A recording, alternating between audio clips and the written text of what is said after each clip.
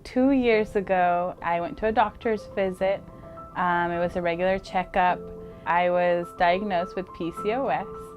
I didn't know what that was, and I was like, what in the world is PCOS? And she told me it's polycystic ovarian syndrome. She said that there was a very high chance that I could never have children. So I went to get all the testing done and came back for my results with my husband. And she told me that it was positive for PCOS. She kept on talking. She had flyers about how to cope with PCOS. And I really couldn't hear her talking after that. I could see her, and I just kind of started talking to God and became really angry. I think it was like my first reaction was, why? We drove home and I just closed the door to my room and cried, and I stopped going to church. I stopped listening to my Christian music. I was so mad at God that I just shut it all out. I thought I was doing everything right in my life and that I was being punished for something. And then one day, Michelle called, or she texted me, and she told me, you need to be at church this weekend. You need to come. So I listened. I went to church. I just remember that there was an altar call. I really didn't want to go up because I had been so angry at God, and I couldn't get over my anger, and my legs started moving. So I ended up in the front, and God spoke to me that day. It was the very first time that I heard his voice. At first I was just still and I listened, and then of course the overwhelming tears came out, but he told me something, and that's kind of what has made me not lose faith and move forward. And his words were that his timing was perfect, and that he knew the desires of my heart, and that he loved me. So with that, I began coming back to church.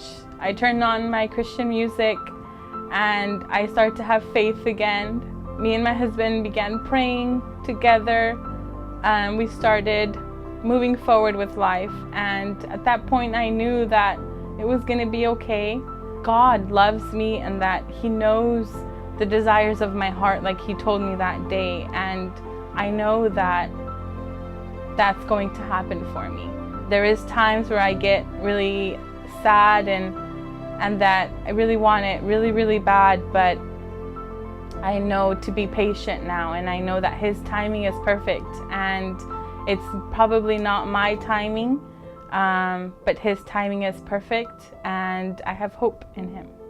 I think God has placed people in my life so that they could help me in my time of need. Sometimes whenever I'm feeling sad or afraid, I'll go to somebody and ask for help, and I just feel like in the darkest days there's always somebody there to help you, and it's God's love, and that's how he shares his love to me, is through other people, and sometimes I can be that for somebody else as well.